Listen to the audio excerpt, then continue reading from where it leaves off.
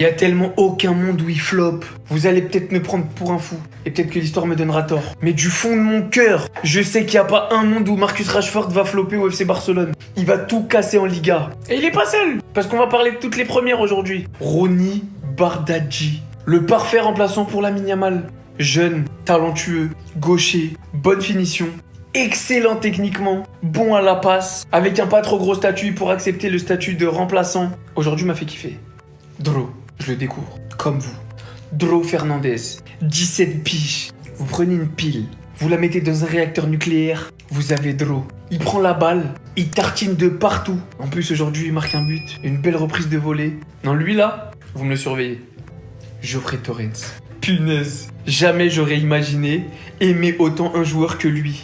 Vous savez que ce qui sépare Gérard Martin des pelouses, c'est peut-être cet homme.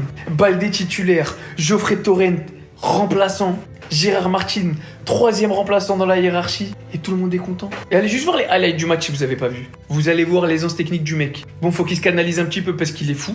Il va vraiment dans tous les sens. Il dribble, il ose, il a aucune gêne. Mais l'aisance qu'il a avec le ballon, waouh. Yohan Garcia, bien évidemment. Lui aussi, c'était son premier match. Arrêt décisif. Arrêt décisif. Je pense qu'on s'est pas trompé en allant le chercher.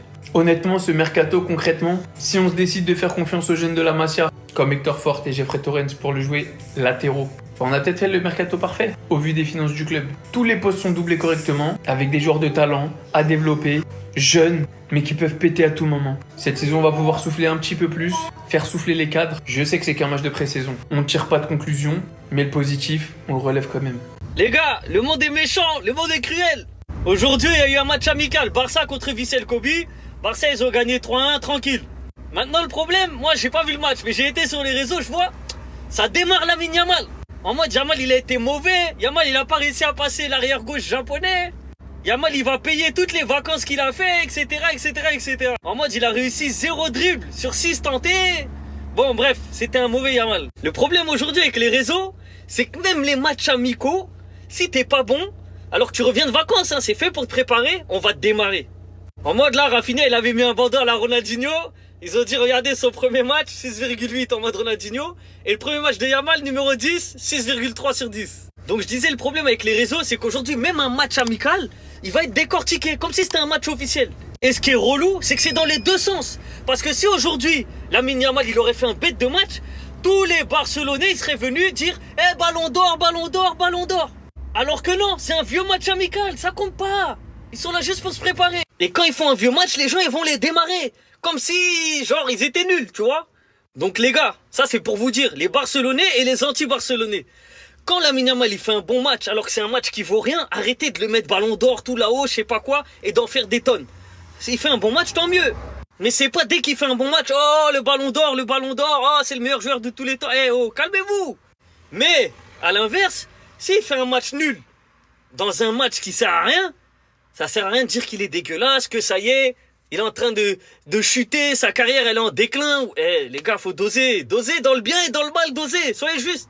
Il y a des matchs qui sont importants, il y a des matchs qui le sont moins. Il y a des matchs où ils sont là juste pour se remettre en condition physique. Il y a d'autres matchs où il faut être décisif. Faut pas tout mélanger. Dites-moi que c'est une blague. Voici le crack que le Barça allait dénicher. C'est pas lui là. Regardez celui qui va marquer. Depuis qu'ils ont eu un peu d'argent là, ça y est, ils sont inarrêtables. Regardez la puissance de frappe s'il vous plaît. Regardez-moi ça. Et c'est même pas ça le plus choquant, vous allez voir. Déjà parlons de ce spécimen là aussi. Après avoir signé Ronny Bardghji hier, le FC Barcelone est proche de signer Zé Lucas. Pour ceux qui le connaissent pas, je pense que la photo en dit long sur le talent du petit. Il n'a que 17 ans et il est considéré comme étant l'un des plus grands espoirs du football brésilien. Et c'est pas tout les amis. Quand je vous dis qu'ils sont déchaînés, c'est réel. On savait déjà que Nico Williams allait venir au FC Barcelone, mais c'était encore compliqué dans la négociation. Sauf que là c'est terminé, il a fait comprendre à Bilbao qu'il veut aller au FC Barcelone. Ça a d'ailleurs fait la une des journaux espagnols, comme vous pouvez le voir, me voy al Barça. Et d'après Mundo Deportivo, le FC Barcelone prévoit de payer sa clause libératoire qui s'élève à 62 millions d'euros, soit le 1er ou le 2 juillet. Et pendant ce temps, le Barça se limite pas seulement à acheter, non, ils sont en train de laisser partir de plus en plus de joueurs. Tout ça pour alléger un peu la caisse. Hier par exemple, on a eu le Here We Go pour Ansu Fati à Monaco. Il va d'ailleurs passer l'examen médical ce vendredi et c'est un prêt, je le rappelle. Avec tous ces recrutements là, je sens que Monaco va faire très mal en Ligue Ligue la saison prochaine. Parce qu'à moins que vous soyez dans une grotte, Paul Pogba aussi a signé là-bas. Reste à voir s'il n'a pas été trop longtemps au chômage. Maintenant, revenons sur le jeune crack Rooney Bardi qui a signé hier avec le FC Barcelone. Le montant de son transfert s'élève à seulement 2 millions d'euros plus bonus. Et le gars, il a seulement 19 ans. Le plus fou, c'est que quand je le vois jouer, il ne vaut pas 2 millions, il veut plus que ça. Pour moi, c'est clairement un braquage du FC Barcelone. Comment on n'a pas pu partir sur lui? Attention au Barça, maintenant que l'argent rentre petit à petit là, moi je les sens pas. Regardez bien, parce que ça c'est ce que vous ne voyez pas. Hansi Flick qui veille à ce que Rashford va bien, qui s'intègre bien. Vous pouvez penser qu'il fait ça parce qu'il est nouveau dans l'équipe. Le voilà, quelques secondes après, revenir à la charge, cette fois-ci envers Dani Olmo. Et il fait ça un par un avec chacun des joueurs de son équipe. C'est probablement de très loin sa meilleure qualité qui ressort le plus. Les Barcelonais aiment beaucoup Hansi Flick pour ce qu'il est capable d'installer tactiquement parlant, pour aussi son autorité, mais être autoritaire n'empêche pas Hansi Flick d'avoir une aura protectrice envers ses joueurs. Leur montrer à chacun de l'affection comme si c'était leur daron. Prendre le temps ainsi pour chacun de ses joueurs, aujourd'hui, c'est quelque chose de très important que pas beaucoup d'entraîneurs mettent ça en place. Alors que dites-vous, c'est qu'un simple match amical. C'est qu'un simple match amical en pré-saison. Mais absolument tout est très important pour lui.